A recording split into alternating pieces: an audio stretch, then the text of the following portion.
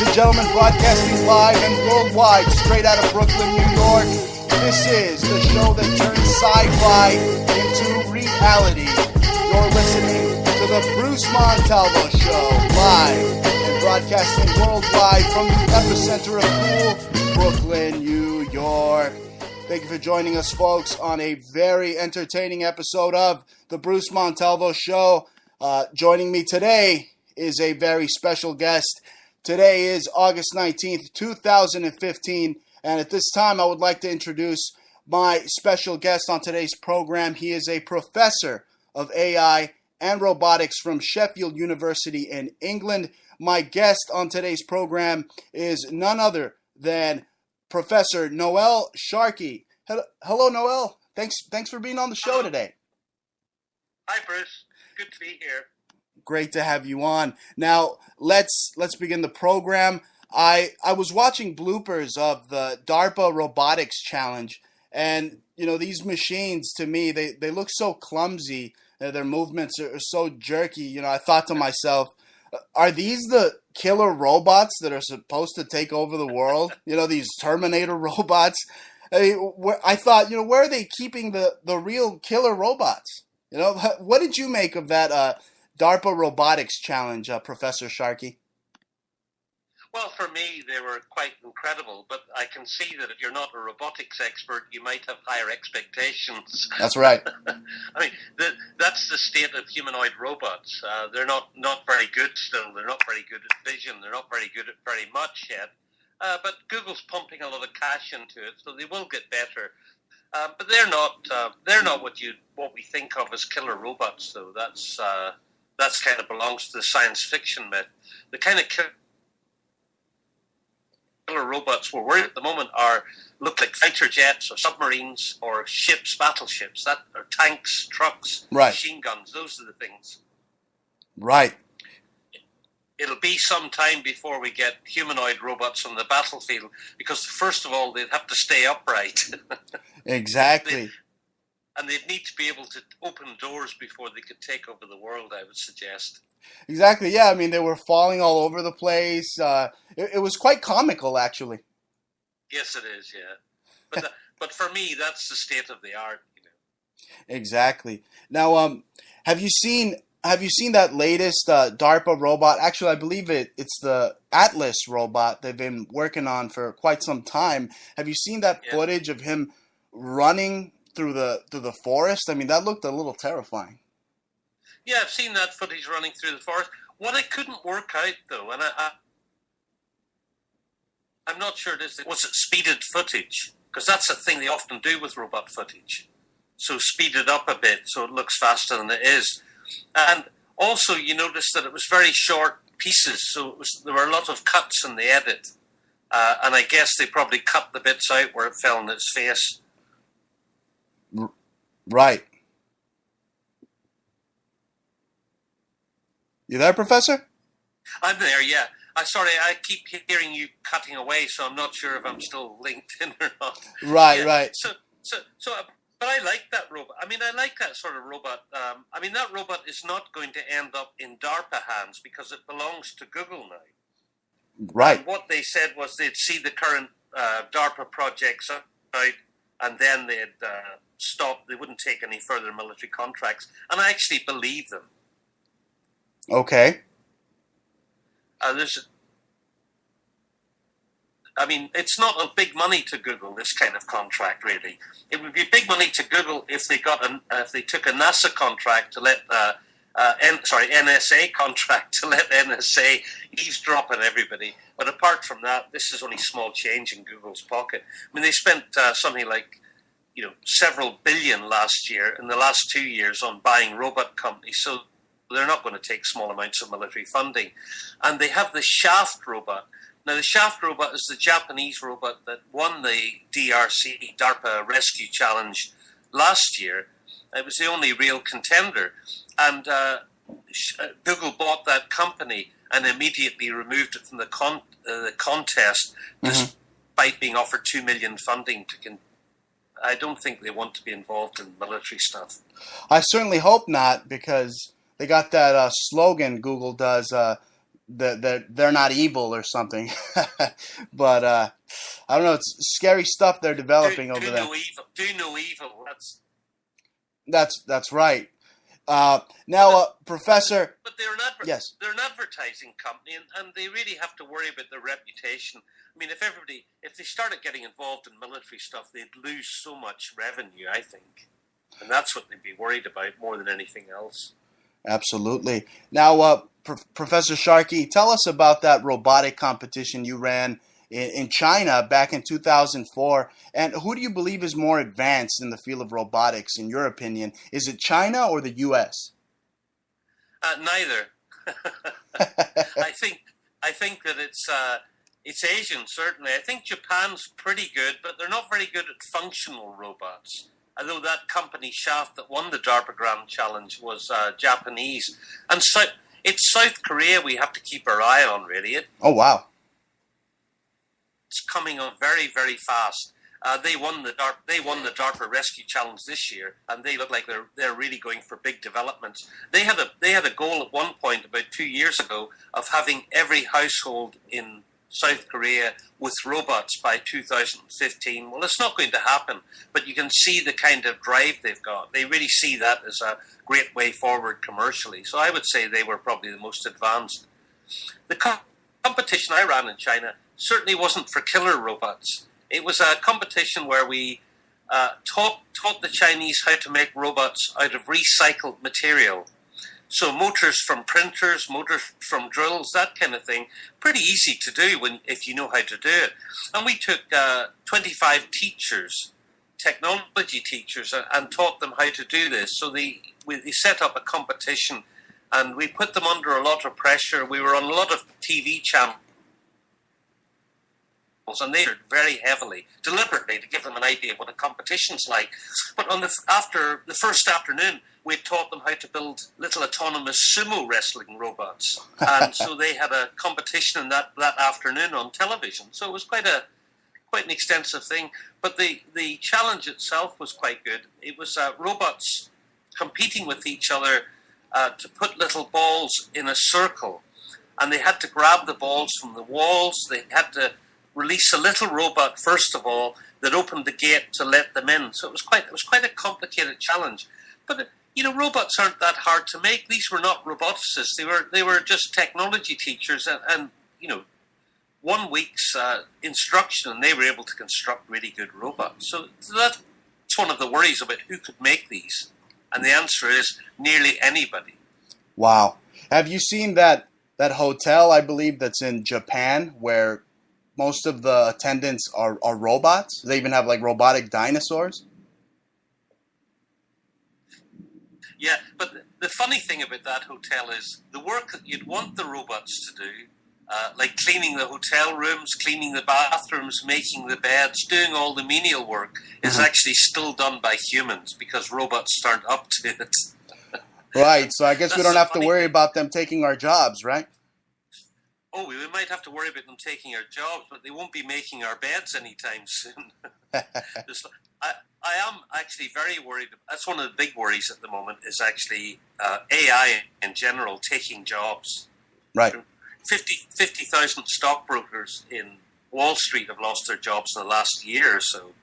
And, so it's white-collar jobs as well. And I did a lecture tour of China last year, and the biggest question that every single large audience was involved with was, what about robots taking our jobs? Because it's happening in a big way in China, a very big way.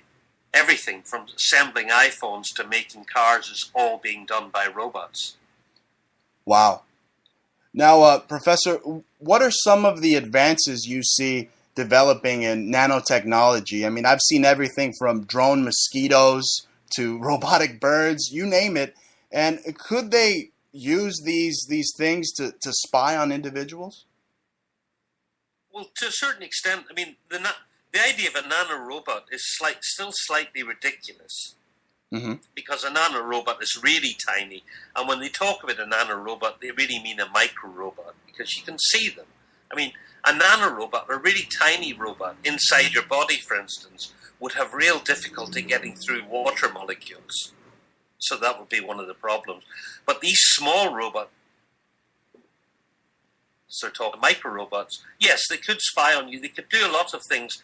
But at the moment, there's still some problems, because what the problem is, when you've got a flying device, the amount that it can carry is called its payload. And a lot of these really tiny ones, the payload is itself. So it couldn't carry very much, maybe a paperclip. But a camera might still be a bit difficult, although you get really tiny cameras, and with nanotechnology, the cameras are getting smaller and smaller.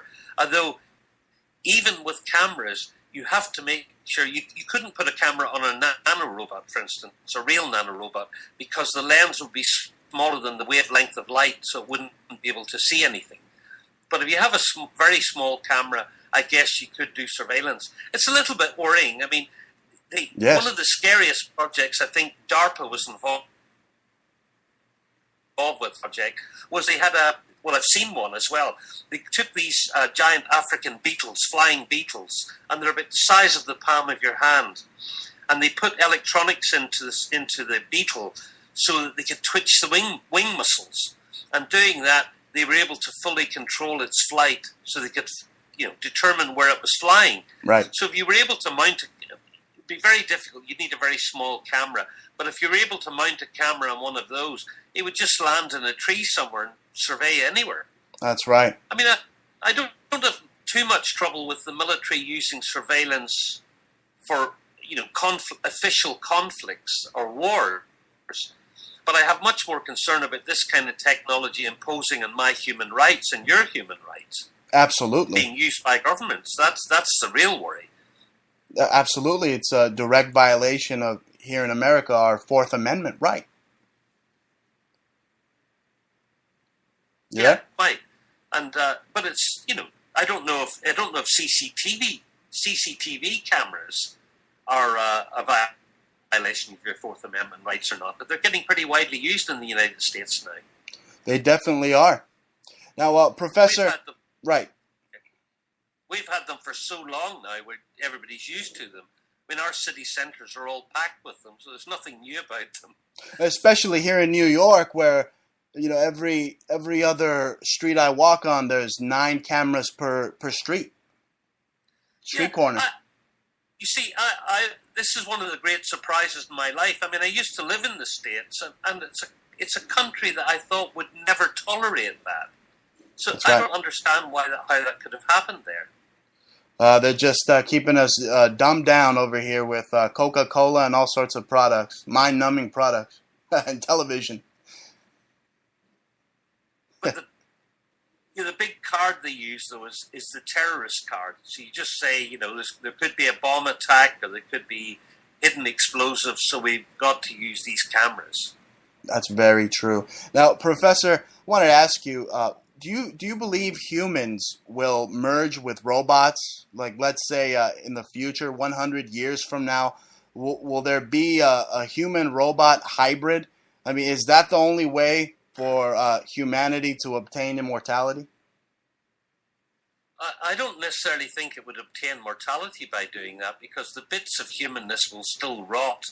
I mean, the main thing you want to maintain is your brain, I suppose. That's right. Now, I won't be alive then, but I would not want that myself. I like to be fully human, except that, I don't know, we're already seeing real major advances, and it's a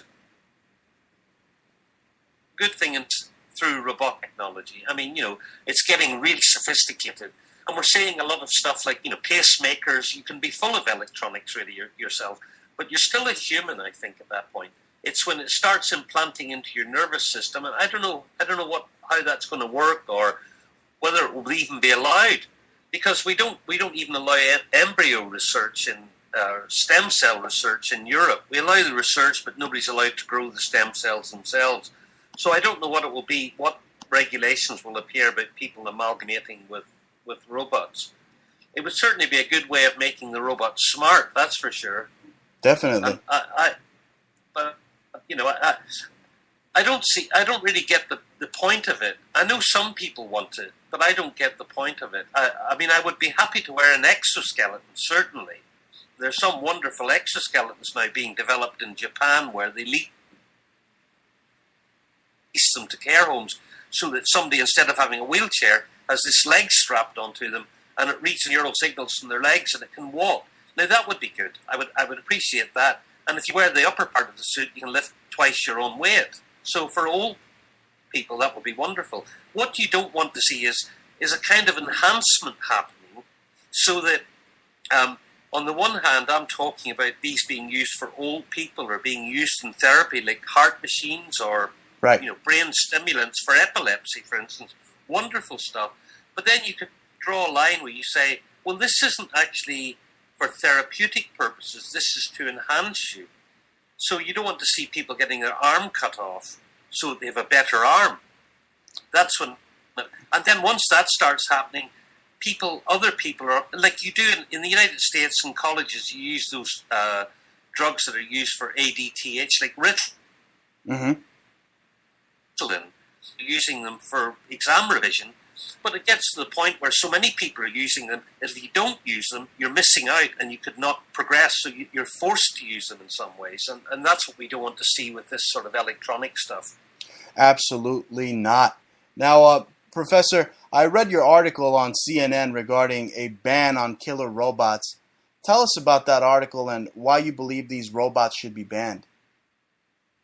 I can't exactly remember that article. I mean, I write an awful lot. It was a couple of years ago, I think, maybe 2 years old or something. Yeah, but I can guess sort of thing it said because I don't say that many different things. Well, the reason why I want them banned. I started off wanting them banned for one reason, but now I have broader reasons. And to begin with, that was back in 2006. I read a lot of military plans, roadmaps, particularly in the US, because you're IT there, and it's been much harder to get information from elsewhere, but we're getting it. And what I saw was, it was like a lot of people in the military and the people writing the roadmaps and plans seemed to have a very science fiction notion of robots. It wasn't based on reality, I thought.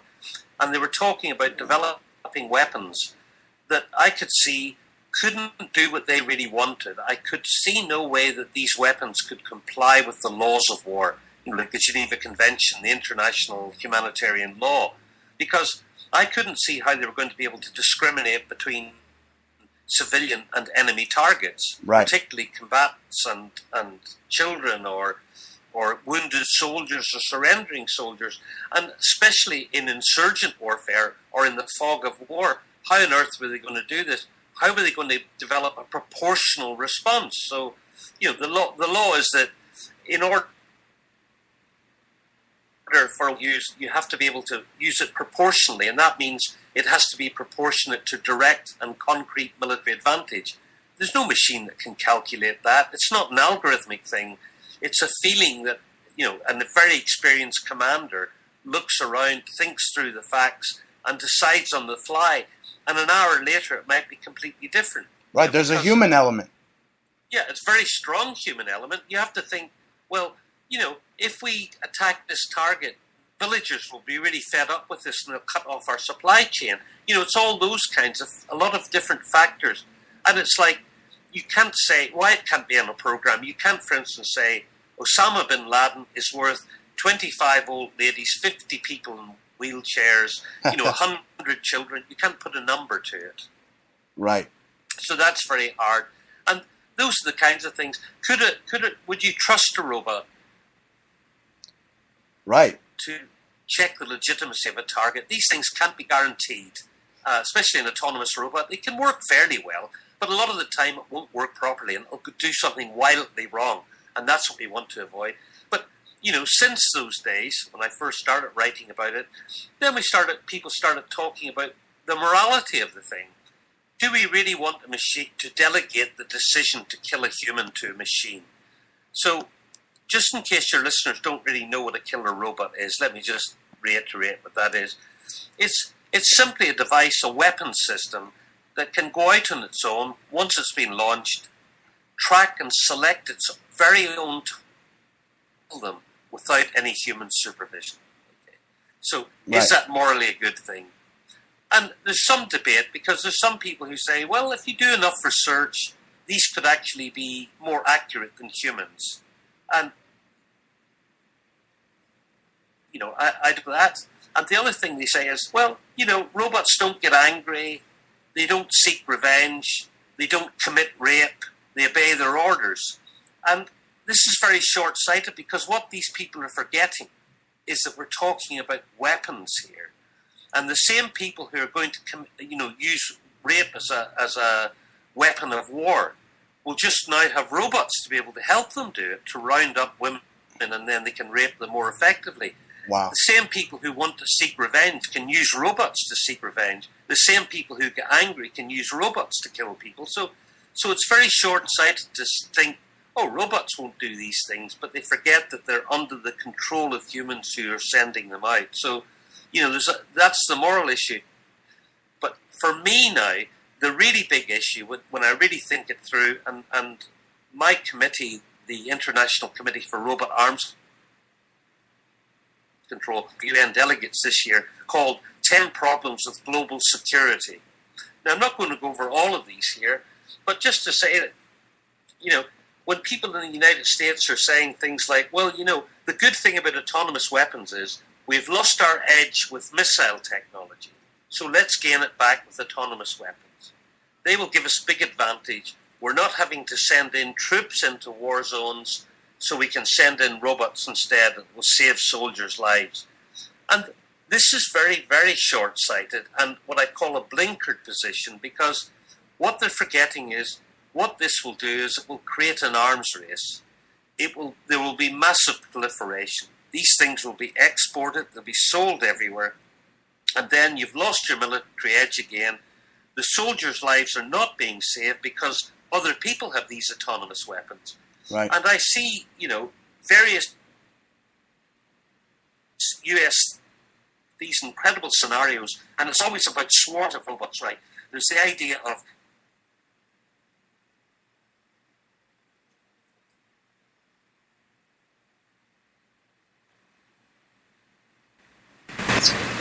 You there, Professor?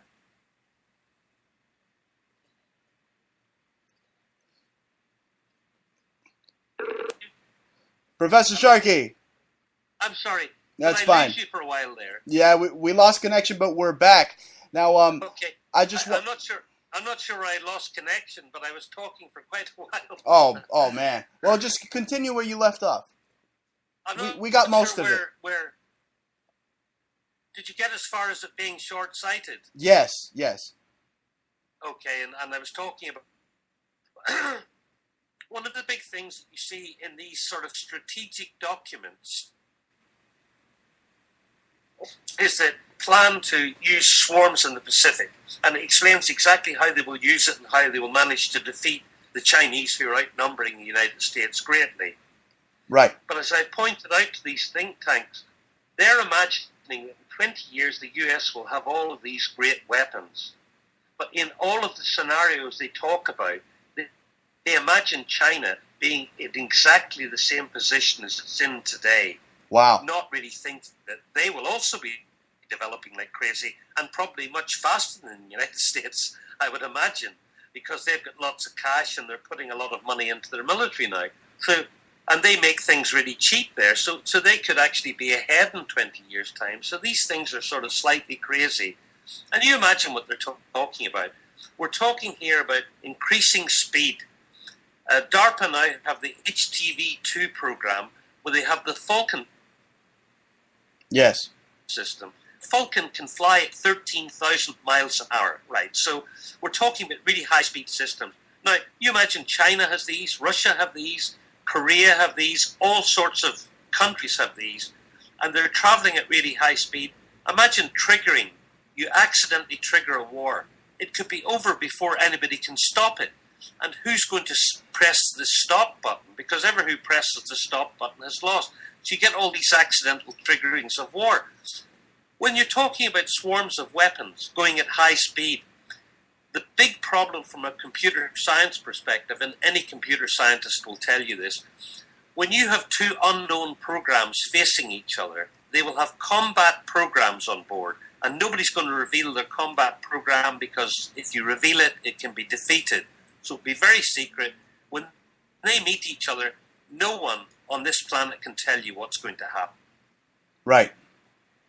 And that is really scary. So those are the big issues I have with autonomous weapons. Absolutely. I mean, I believe we should give these developers of these robots, these military developers, a morality test, just to see, how if they're a good guy or a bad guy. And I was watching the new RoboCop movie, and it depicts exactly what you said. I mean, these warfare robots, they couldn't tell the difference between, let's say, insurgents and even children, and they ended up killing a child.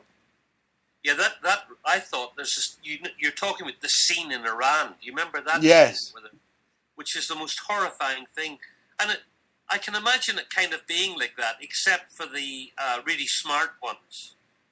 Right. They were not. I don't know when that could happen, but it's possible. And that was a scene that I thought was really accurate. Absolutely. Particularly the autonomy and just zooming people. And I mean, it's ridiculous. I think it is really a very frightening prospect. Well, it made my skin crawl, Professor. Now, I wanted to ask you. It seems that Boston Dynamics and Google have teamed up to create a lot of bizarre robots. I mean, I remember reading Fahrenheit 451, Ray Bradbury's book, and there was this mechanical dog, and now they have this robot called the Cheetah that could sprint almost, I believe, 45 miles an hour, and it could carry up to 400 pounds. I mean, what do you make of this alliance between Google and Boston Dynamics? Well, that's certainly faster than any human can run. Well, as I said earlier, I think that it's not really an alliance with Boston Dynamics and Google, by the way. Boston Dynamics now belong to Google. Oh, wow. They bought them. Right. But I don't think they're not going to be. I think that they might be using them as delivery robots. I think. Yeah, pizza delivery. Google won't say what they're being used for, but they've got the autonomous cars. They're now doing a run of big 6-wheel trucks in Nevada, autonomous trucks, and Google are really into delivery. So what I can imagine Google going for, and they've not said this, but an autonomous delivery van pulls up to your door. A two-legged robot gets out, walks up to your door, knocks on the door, gets you to sign for your parcel, gives it to you, and gets back in the truck, and off they go again. I can see that. Wow. I don't think it's going to be military, but DARPA will Hope still not. own the ones that they paid for. Wow. So I think maybe Google did us a service by taking those away. But, just to go back to something you said earlier, and I don't know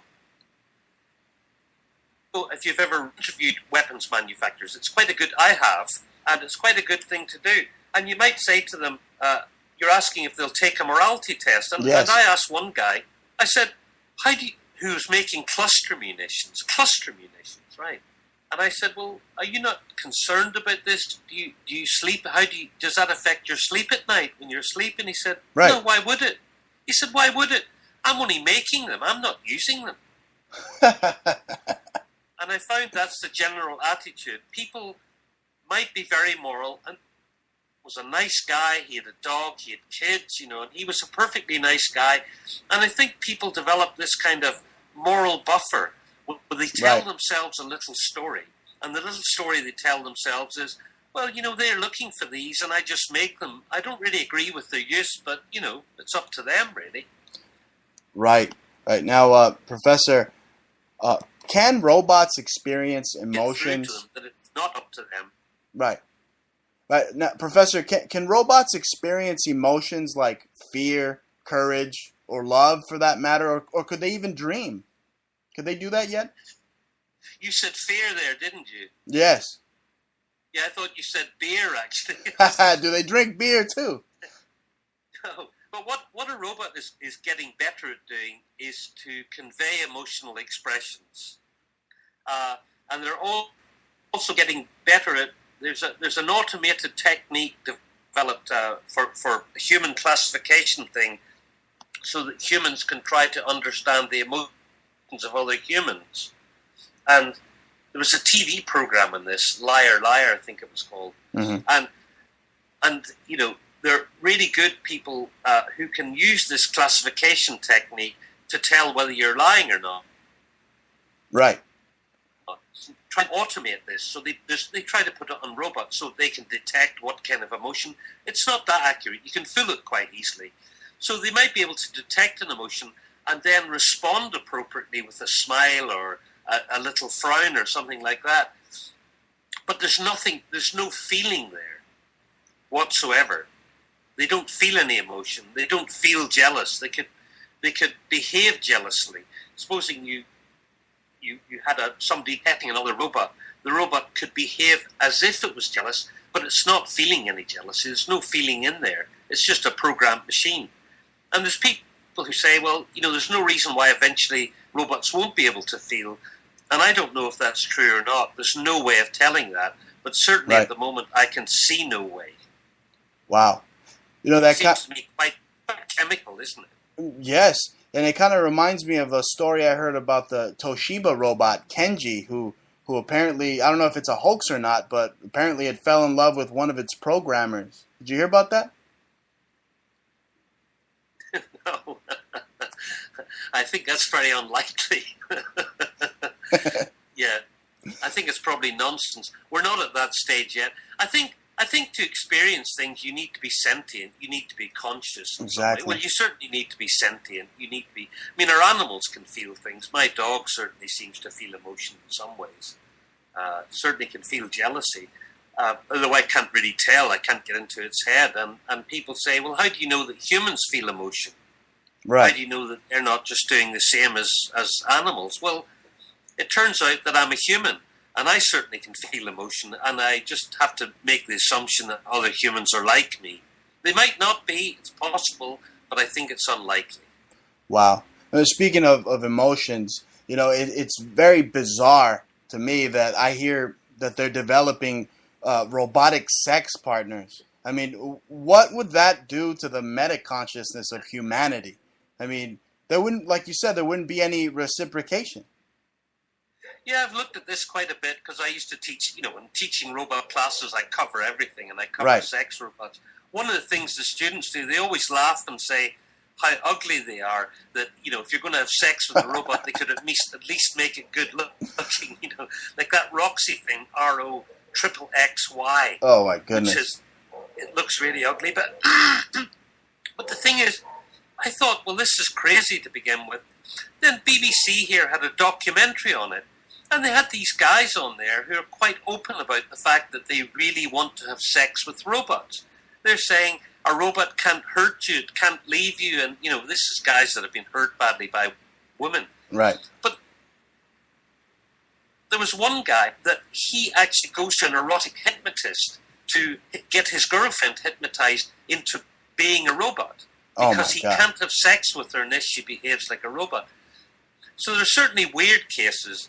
But what I looked at to sort of get some idea of, what this means, I looked at this thing called, in South Korea, the laws were so heavily against prostitution that they started having, what do you call them, not a harem, bordellos, the sort of brothel. That's right. They had doll brothels.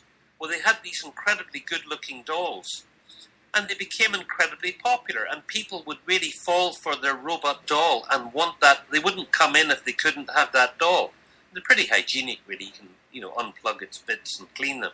But they were so popular there that they became really popular in Japan. Mm-hmm. And were sold to real women. I mean, there's something sick about these people doing this, but wow. They preferred the doll. So if you turn it into a robot, if you make it hips move a bit and do a few other things, you can imagine that it could be extremely popular.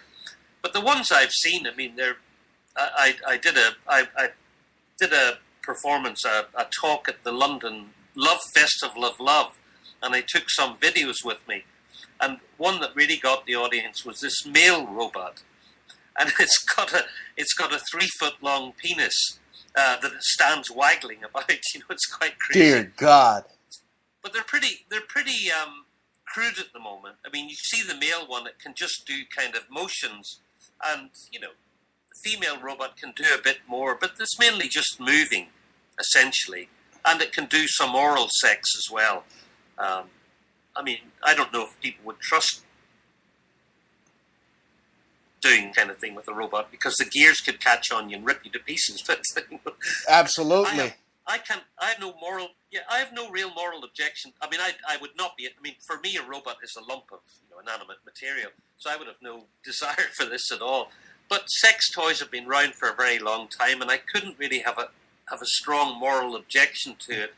Except, I suppose my big concern is if your first sex as a teenager was with these, what sort of feeling would that give you towards the opposite sex? Because you can kick it around, you can thump it, you can hit it, you can do whatever you want to them. So what kind of way would that make you think?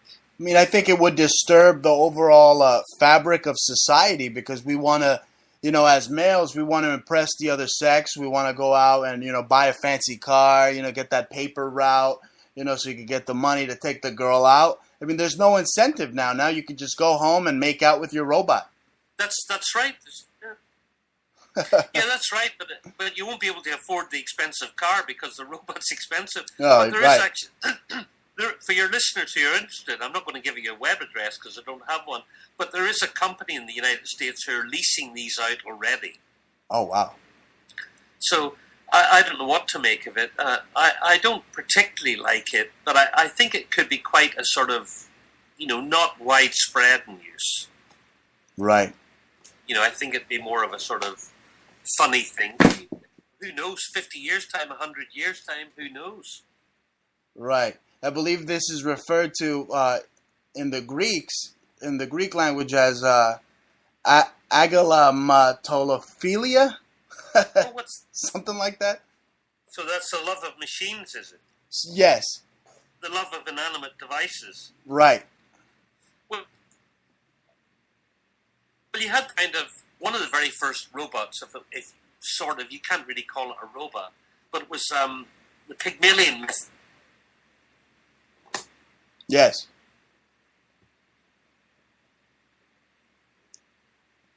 We may have lost Professor Sharkey again. Can you hear us? And we are reconnecting right now with Professor Sharkey. Obviously, the NSA does not like us talking about robots, but we're connecting with Professor Sharkey, and let's go ahead and call him back. Let's go ahead, give him a call back. Thank you for tuning in, ladies and gentlemen. You're tuning into the Bruce Montalvo Show. Our guest is Noel Sharkey, and they're messing with us, folks. Skype's messing with us. They don't want to clear connection, but we're going to get it. I'll be damned. Here we go. We're calling the professor right now. See if he picks up.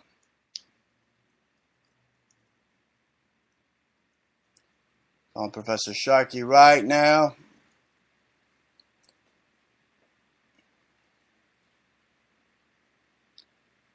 And again, we're having Skype problems, folks, but if you are tuning in, thank you for tuning into the show. It's a special broadcast. The person whom you're trying to reach is currently unavailable. Please leave a message after. Professor Sharkey. Hello, I'm very sorry about that. I don't know what's going on. Oh man, I know what's going on. They don't want me to have you on the show. Does he think so? Okay. It's the powers that be at Skype. I was just telling you about the Greek myth. So the sculptor, right, who made incredible sculpture that he fell, Galatea, that was the name of it. He fell in love with it, and he prayed to the gods, and they turned it into a real woman. And I think that's probably a lot to do with this. It's the first sort of sex robot, I would say. Absolutely. Wow. Yeah, that is just one just kooky topic. Absolutely.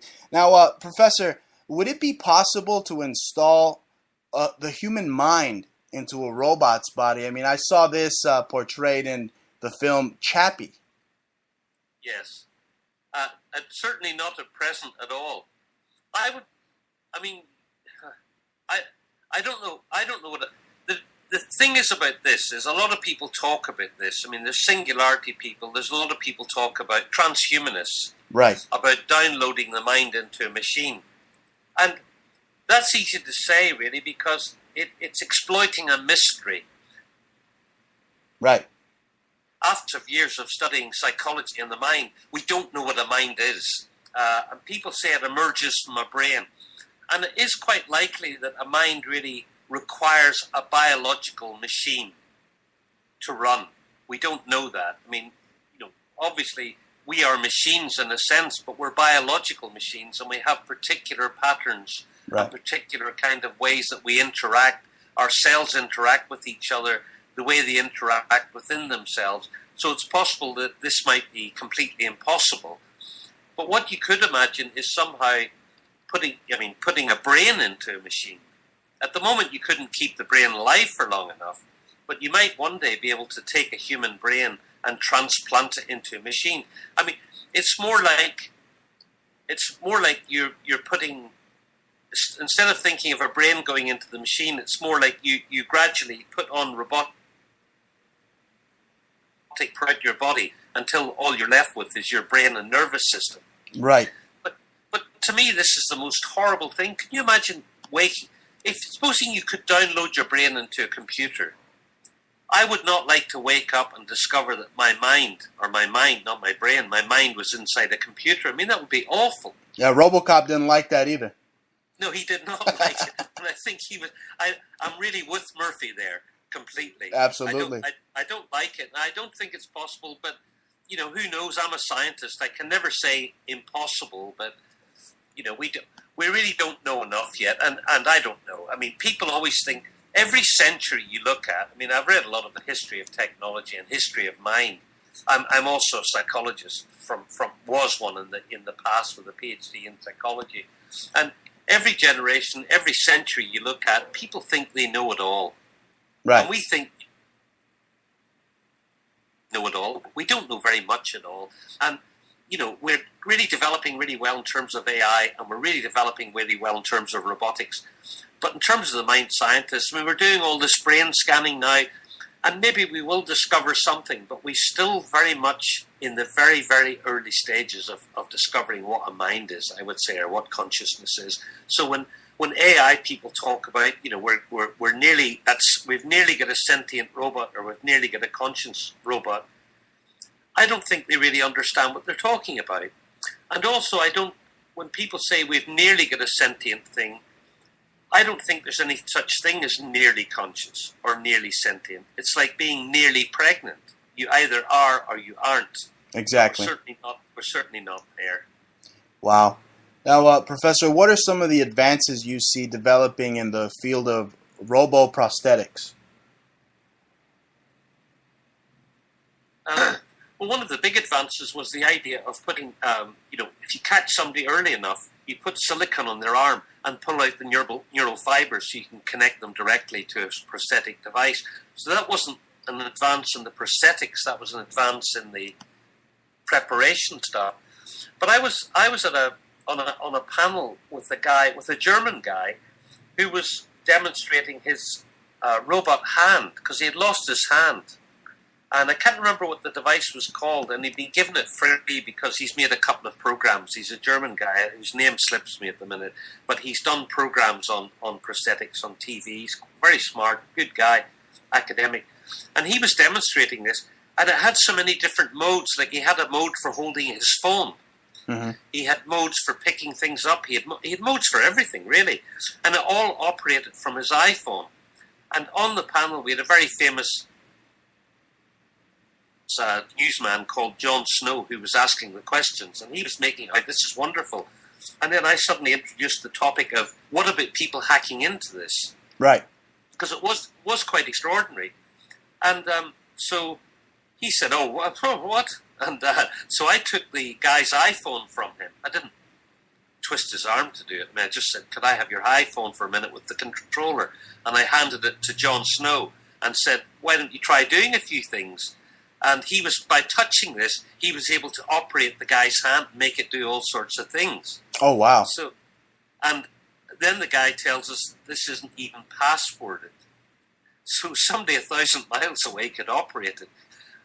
I know this wasn't directly the question you asked me about the most advanced in prosthetics, but the big worry always with all of these devices, if you've got computer devices, they can be hacked. Always. Absolutely. I mean, you see that happening with cars. I mean, people drive around these new cars, and some people suspect they could be hacked. Well, they are being hacked. Yes. I saw a news piece last week about a SUV being hacked. A Jeep. It was a Jeep. Was hacked. Some guy sitting on a hill with a laptop hacked in and made it spin around and move about. And I've seen a Toyota being hacked, so they jammed the brakes on, turned the steering wheel. So, never mind driverless cars, for goodness sake. Absolute insanity. They're going to be an easy target. If you hack into those, you can use them as a weapon. Yes. That's very scary. But, another big worry I have really is, when I say we're at the UN now trying to get a ban, and we're doing very, very well on these autonomous weapons. And it's a committee called the CCW to ban weapons that are going to cause unnecessary suffering or injury. So we're working hard at that. But it turns out that even if we get a complete ban for the use in war, it would not stop them being used in civil society. And tear gas is a good example. That's completely banned in war, and yet the police can use it. So my big worry is that these things coming back from war and haunting civil society and infringing our rights. And I'm starting to see this now happening. I mean, I was worried of this 6-7 years ago, and now it's actually coming to fruition. And a couple of recent things, I'm just changing the subject onto this because it's something that I want to get everybody to know about. In South Africa now, there's a company called Desert Wolf, and they're making these things called the skunk drone. And it's one of those sort of things that's got 8 propeller, and they've sold them to 25 mining companies. And they say also that they've sold them to law enforcement agencies abroad, although they won't say who they're for. And what these things do is they deliver pepper spray, tear gas, and they fire plastic balls. And they're being used to disrupt striking miners striking. So used against civil disobedience. And this is a really bad step. But closer to your home, in Texas, of course, we all know about Texas, and I don't think there's anywhere but Texas would have these yet, but there's a company called Chaos Computing, and if anybody wants to go on YouTube and look for their Cupid robot, it's a quadcopter, and it's called Cupid because what it does is it flies above your property. So you imagine in Texas it's flying above your backyard, and somebody comes in and it says, leave here immediately. And if they don't leave, it fires a taser dart at them. That's why it's called Cupid. And it keeps them under an electric shock until the police arrive. Dear God. On YouTube, when they show this, they show the office intern being taken down. But before that, they show the office intern getting a check for his heart and all his kind of, bodily functions before they taser him. But an intruder won't get that. If you've got a pacemaker, you're dead immediately. Right. But this is the kind of thing that I can see coming. And it's like, people will say, well, this is against our rights and we're never going to see it. And then people were saying that about CCTV cameras in the United States as well. But there you are. There they are. They're here. Absolutely. These things just creep in by themselves. Yeah, we don't make a stand to keep these intrusions of our civil liberties from happening. It was just let it happen and, just keep on eating popcorn, Yeah, because it just keeps happening very, very slowly, very slowly. Absolutely. Now, Professor, I saw your episode on William Shatner's Weird or What, and it was a great episode, by the way, one of my favorites. And I didn't see it. I did it, but I didn't see it. Oh, it was great. It was great. It was awesome. It's on YouTube, actually. You could check that out whenever you have some free time. Yeah, it was a real. It was a real delight for me to be on the show because obviously I was a Star Trek fan right back in the 1960s. Right. So to be in the show with William Shatner was like kind of a, major thing for me. That's right. And, in Star Trek, they had the Borg.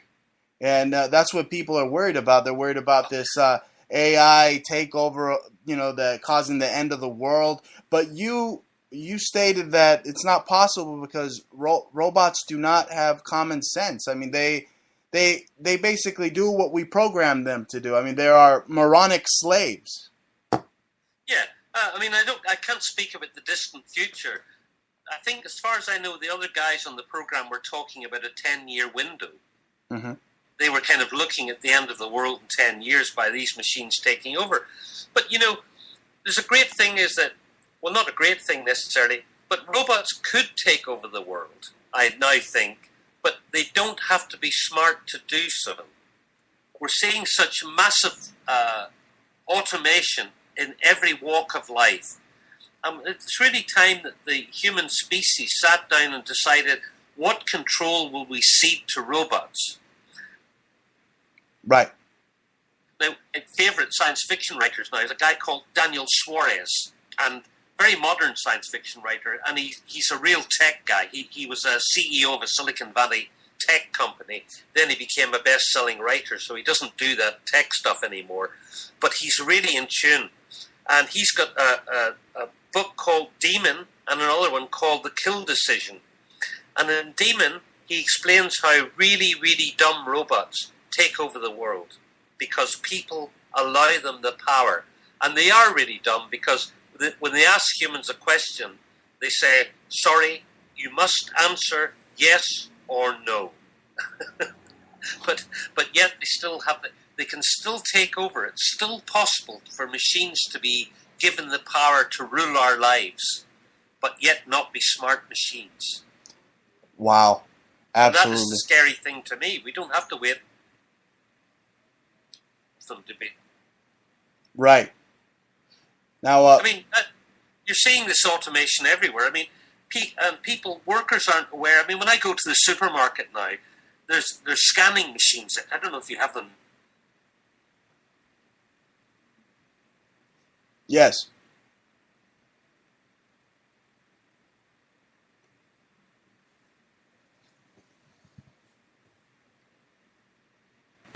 And once again, we are reconnecting with Professor Sharkey.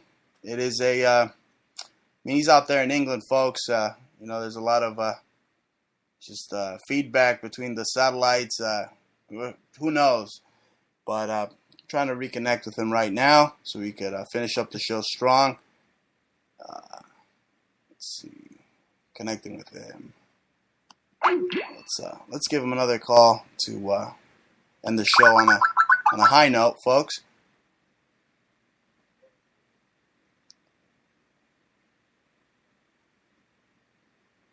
And we're connecting.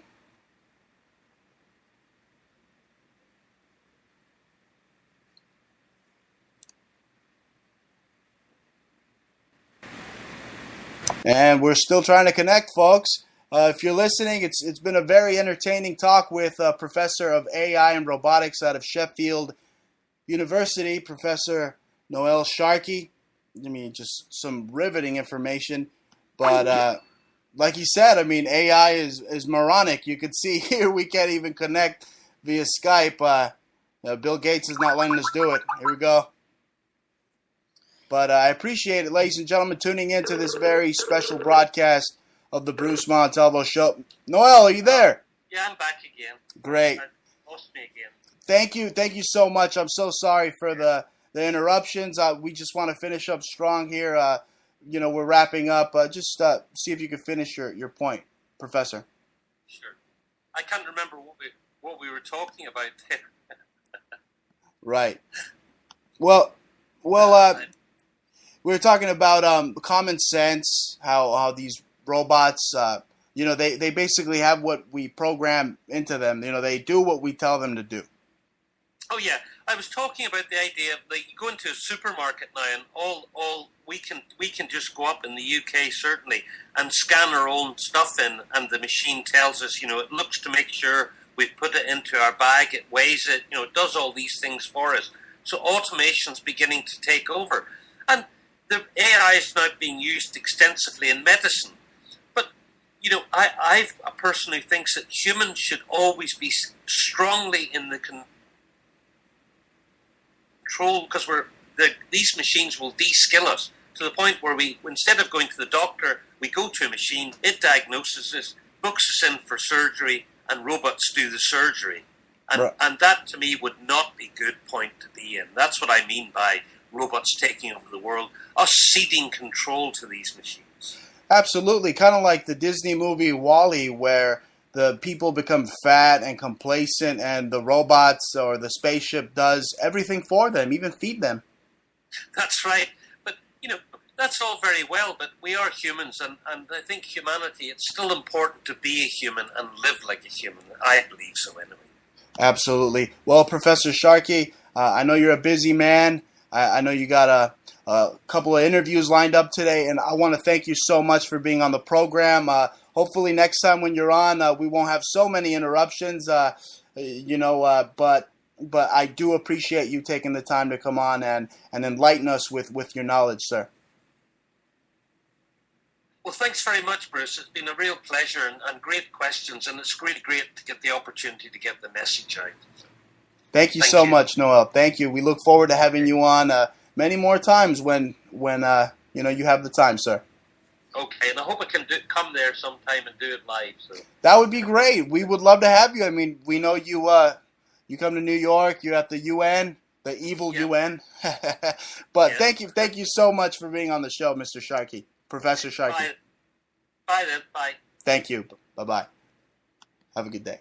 Now, ladies and gentlemen, that was a action-packed, jam-packed show. I mean, I was literally on the edge of my seat fighting robots for you.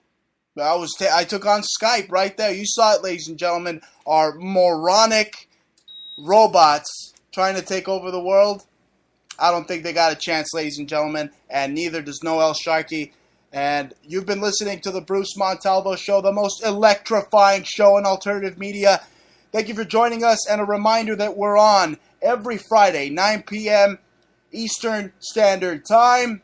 You're listening to the excellence of radio execution. I'm Bruce Montalvo signing out from the epicenter of cool, Brooklyn, New York.